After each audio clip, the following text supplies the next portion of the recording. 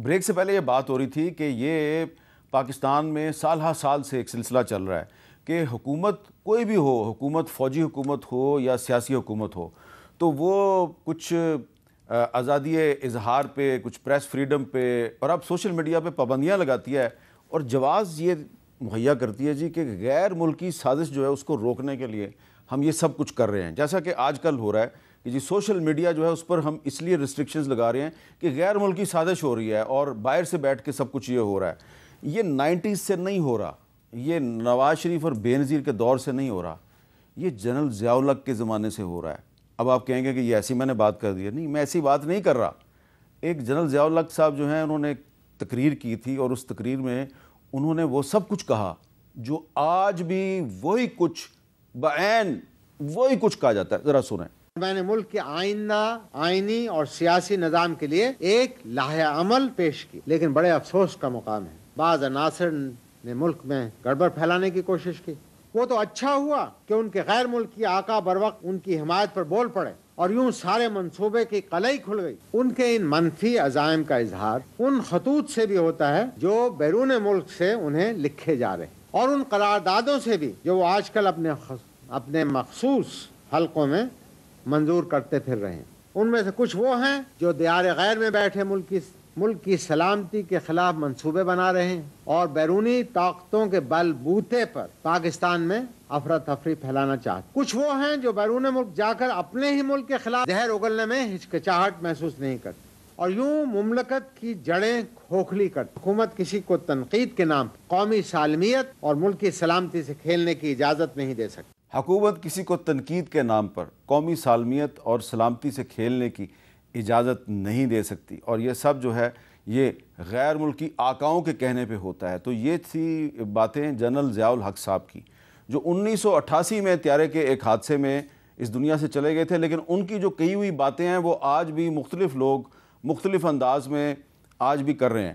تو یہ جو آپ نے ٹروتھ اینڈ ریکونسیلیشن کمیشن کی بات کی، اس میں سب سے پہلے تو یہ طے ہونا چاہیے اس سے بھی پہلے آپ کو یہ آپ کی بات ٹھیک ہے، مگر شاید اگر آپ پیچھے کوئی ہماری قانونی تاریخ میں جائیں گے تو اور جوڈیشل اور بھی بہت سی چیزیں. تو میں صرف یہ عرض کرنا چاہ رہا ہوں کہ یہ جو غیر ملکی سازش کا بیانیہ ہے اور یہ جو کہا جاتا ہے کہ تنقید کے نام پہ ہم آپ کو قومی سالمیت سے کھیلنے کی اجازت نہیں دیں گے، یہ نیریٹو بہت پرانا ہے اور چینج نہیں ہو رہا. اور جن لوگوں نے یہ نیریٹو پاکستان میں انٹروڈیوس کروایا ان کو سوچنا چاہیے. وہ بھی یہی بات کرتے تھے اور آپ بھی آج یہی بات کر رہے ہیں. کیا وجہ ہے کہ مسئلے بھی وہیں کے وہیں کھڑے ہیں اور آپ کا نیریٹو بھی وہیں پہ کھڑا ہے؟ جی میں ابھی اگر آپ یہ آخر میں یہ نہ کہتے تو میں آپ سے پوچھنے والا تھا کہ میر صاحب آپ بتائیے، آپ ماشاءاللہ اتنی دیر سے اس کو دیکھ رہے ہیں. آپ کے والد بھی وارث میر صاحب، میں ان کے دفتر میں جاتا رہا ہوں پرانے زمانے میں. وہ بھی بالکل بڑی دبنگ طریقے سے یہ اس زمانے میں یہ جو آپ نے ریل چلائی ہے اسی زمانے میں وہ یہ بات کیا کرتے تھے. دیکھیں بات یہ ہے، یہ کچھ لیڈرشپ ہم نے دکھانی، سیاسی لوگوں نے، کچھ لیڈرشپ آپ نے دکھانی.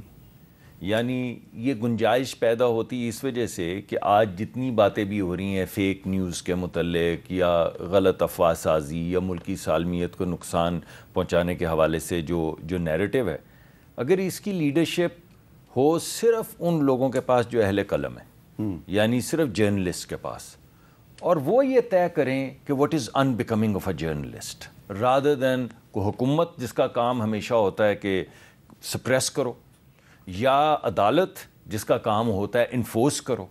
جو ایتھیکل فریم ورک ہے کہ کیا صحیح ہے اور کیا غلط ہے اور کیا ہونا چاہیے اور کیا نہیں ہونا چاہیے، اس کی ذمہ داری تو اب ماشاءاللہ آپ لیڈر ہیں جیسے آپ کے والد لیڈر تھے، مطلب آپ بڑے صحافی ہیں، وہ نہ صرف بڑے صحافی تھے بلکہ ایکیڈیمک بھی تھے.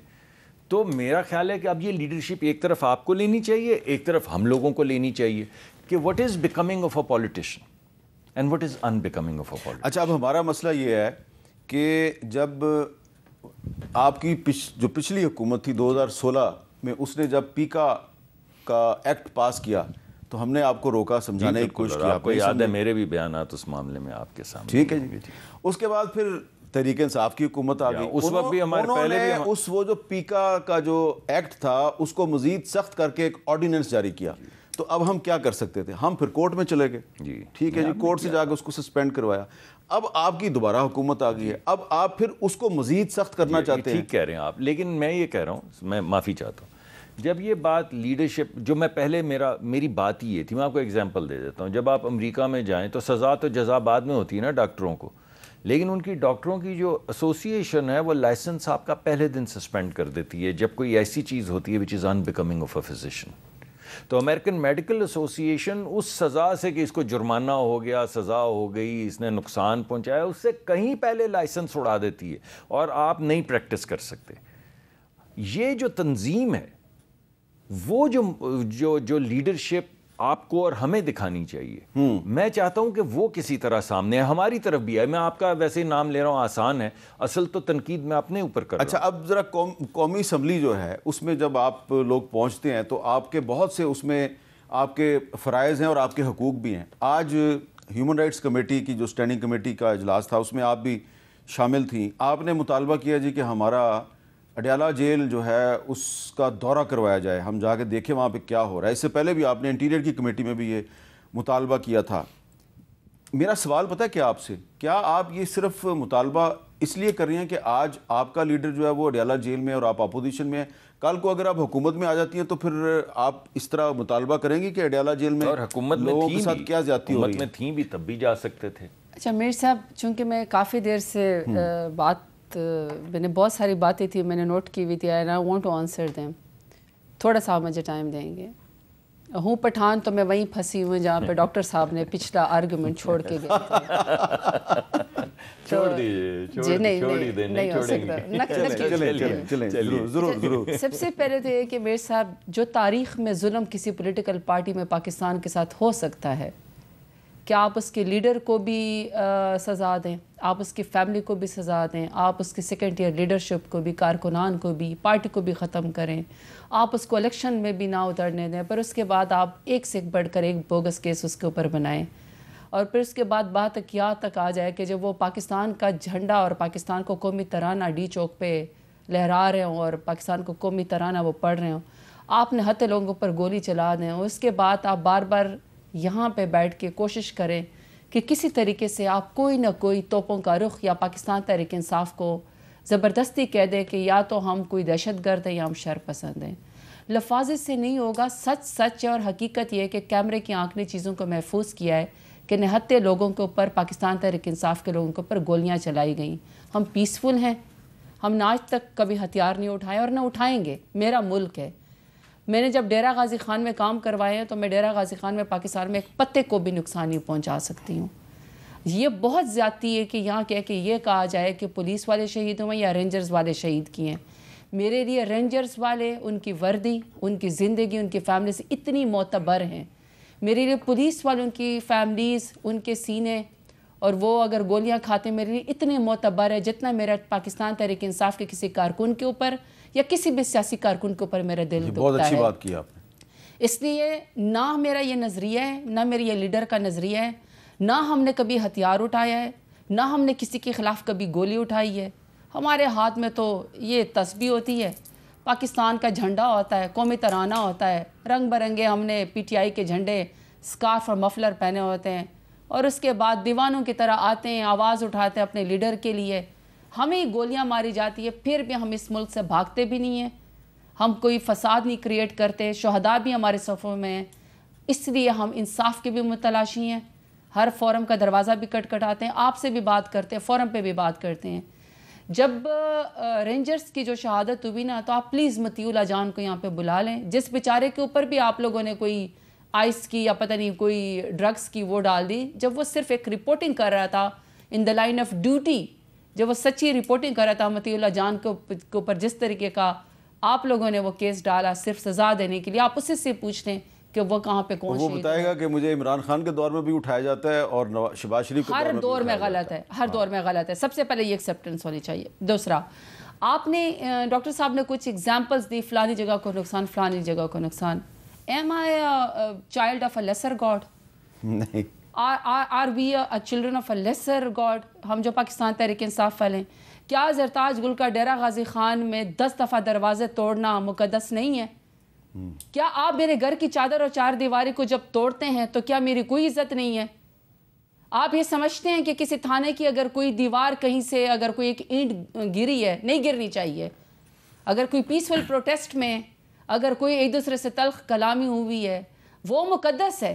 آپ کہہ رہے ہیں کہ عمران خان کا بنیگالہ کا گھر یا زمان پارک یا زرتاج گل کا ڈیرہ غازی خان کا گھر یا میرے اور چار دیواری مقدس نہیں ہے؟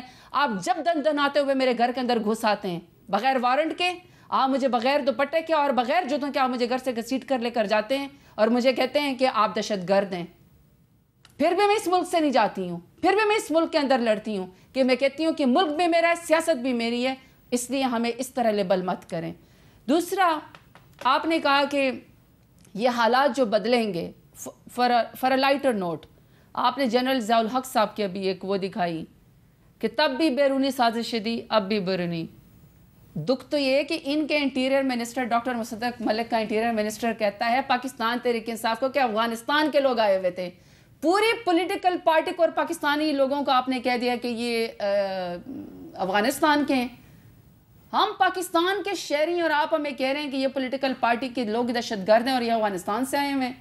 آپ نے تو اس وقت تو میڈیا اتنا نہیں تھا، تو فار اے لائٹر نوٹ ابھی بھی آپ کسی پل پہ جائیں، آپ گوگل کر کے جائیں گے ٹورزم کے کسی سائٹ پہ، ہمارا وہ کوئی پولیس والا بھائی وردی پہ پہن کے کھڑا ہوتا ہے، آپ کو کہتا ہے آپ یہاں پہ ویڈیو نہ بنائیں، یہ ممنوع جگہ ہے۔ اب آپ گوگل کر کے آئے ہوئے ہوتے ہیں، آپ وہاں پہ پہنچے ہوئے ہوتے ہیں، تو چیزوں سے نکلنا پڑے گا۔